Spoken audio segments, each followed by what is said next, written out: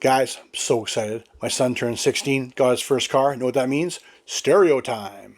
But, have you ever wondered if radios like this are good? At $50, I have to admit, I'm like, who's a better guinea pig? I'll do it on my son. But I'll find out if it's good because I grew up with Pioneer, Kenwood, Sony, all those units. And they're roughly, let's call it $250.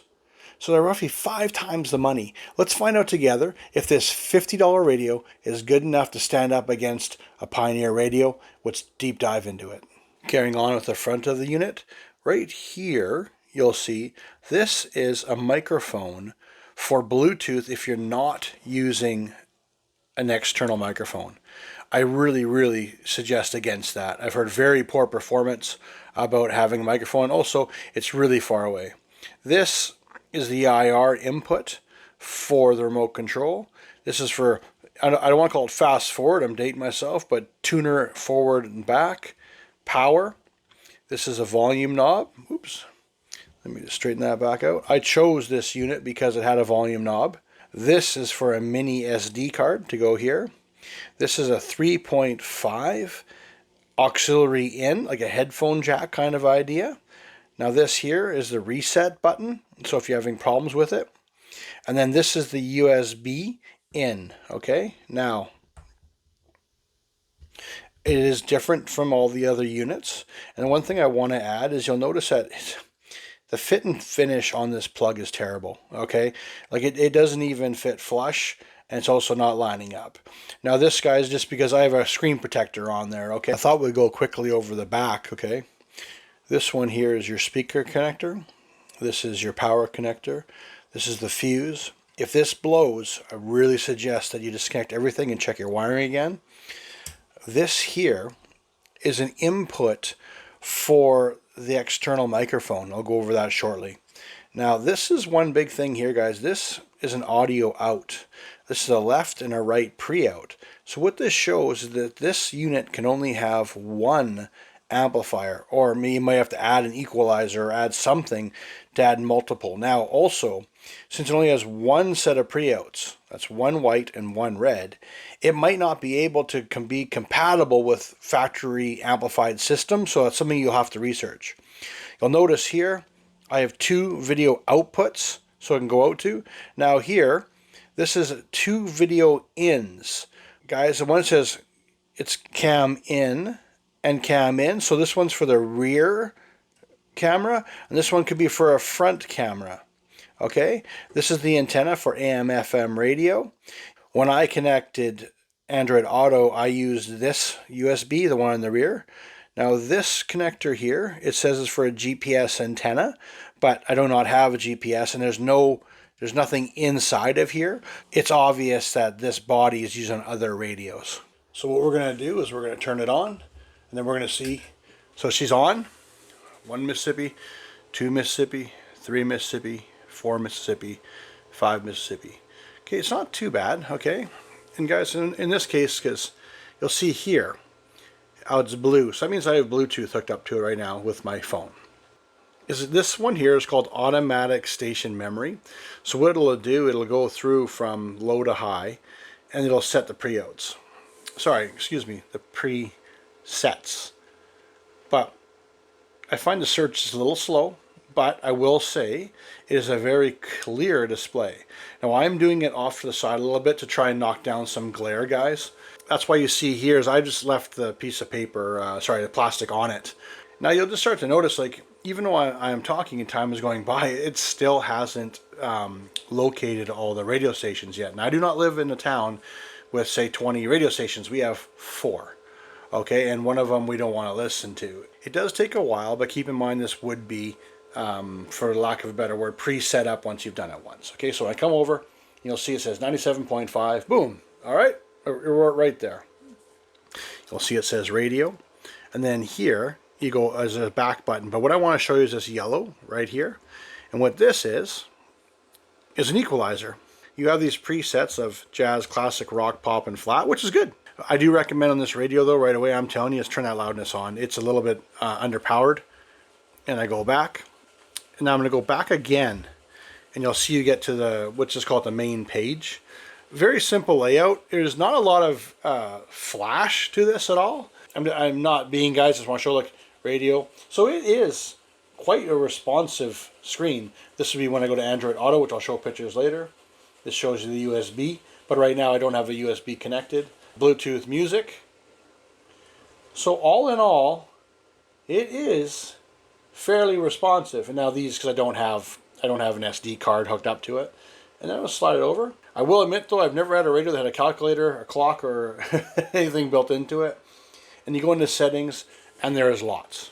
I feel that you guys will probably want to check this out yourselves. But one thing I wanted to show was down here under sound. And then here's your same equalizer. So there's lots of ways to get. And even on the display settings, I do like, I enjoyed this one a little bit with having the white on there. And what I mean by that is, see now it has a little bit more texture. I like that. You know, maybe I'm showing you some goofy things, but the one thing here is the time. Right now it's obviously 2:34. I'm not sure if you can set that in the settings or anything like that, but it might be something for you to explore. So one thing I want to run through is the Android Auto for you. And what I mean by that is I'm going to go back. All right, I'm going to hit the chiclets. You'll see it is very responsive. You know, it's pretty decent. I hit exit. It should place me out. There you go. So like when I was saying before, phone link. You know, all in all, I'm quite happy with this. You know, I go here to Spotify. You know, here it is with Neil Young. I have, you know, a play, pause, whatever you want to go from there. This is quite significantly better than I thought it was going to be.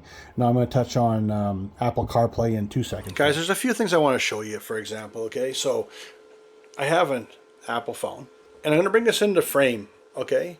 And I'm going to plug it in.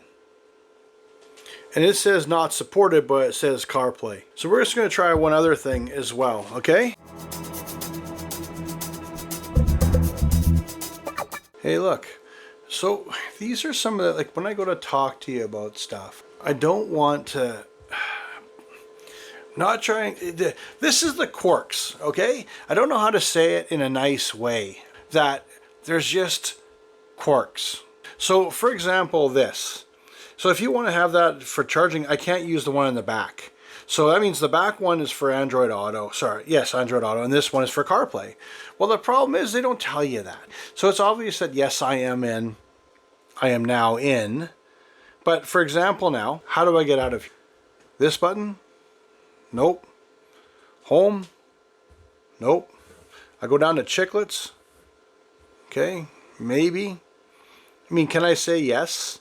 Is it doing it? It's not doing terrible, but you'll notice it's using Google Maps and not Apple Maps.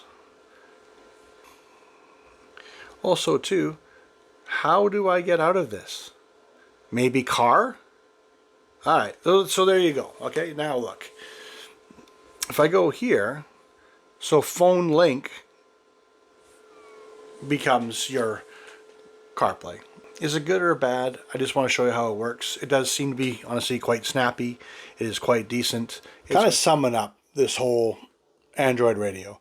All in all, I have to admit, I was pleasantly surprised. But it's the little things that bother me. And I admit that my car is my sanctuary. I love it. I drive it. It's my space. And little things like, I guess, showing you the remote control. That's the wrong remote control. I wanted the other remote control. Do I think it came with the camera? It's kind of cool for backup? Yeah, it is. You know, I'm going to do a comparison on it, though, kind of show you a name brand to a non-name brand. But it's I have an amplifier in my car. So I have a 4-channel amplifier. So I have amplified front and rear speakers. And then I have a subwoofer. Well, I can no longer fade. And what I mean by that is have the front speakers be louder than the rear, or any way I want to configure it, or turn up the subwoofer. It's all about give or take, I believe, with this radio.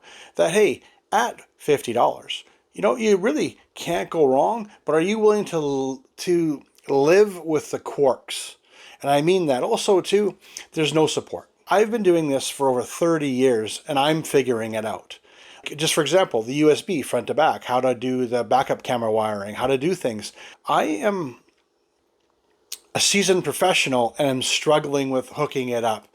I don't want to have that burden on you. But if you're willing to learn it, figure out the quirks, find out what's yay or nay about it, or what's good for you, it's not a bad unit. But what I want you to think about more is if I'm going to go over here, and I'm going to also do a full shootout on the Pioneer 1800 and then this Amazon radio. What I'm going to do is I'm going to put them on the screen, boom, like this. Side by side, feature for feature. I'm going to turn the back. I'm going to show you the back. I'm going to compare it 100%.